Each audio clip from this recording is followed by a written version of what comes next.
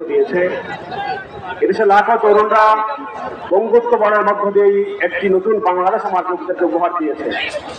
যারা শাহাদত বরণ করেছেন আমাদের এই সাথী ইসলামী যুব আন্দোলন বাংলাদেশের লাখাই উপজেলা শাখার সদস্য শহীদ কারিমুলের বাবা আমাদের সামনে উপস্থিত হয়েছেন। আমরা গর্বিত পিতা জনাব শাহাবুদ্দিনের কাছ থেকে একটু শুভেচ্ছা বক্তব্য শুনব।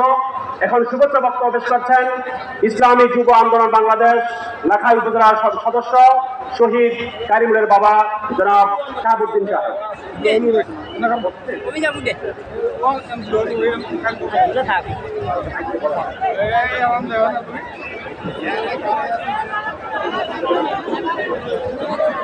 আসসালামু আলাইকুম রহমতুল্লাহ বারাকাতুহু।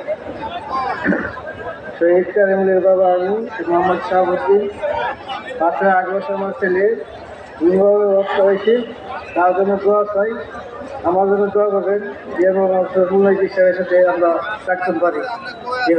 আসসালামু আলাইকুম। ধন্যবাদ শহীদ কারিমুলের বাবা জনাব শাহাবুদ্দিন সাহেবকে। আমরা শহীদ কারিমুলের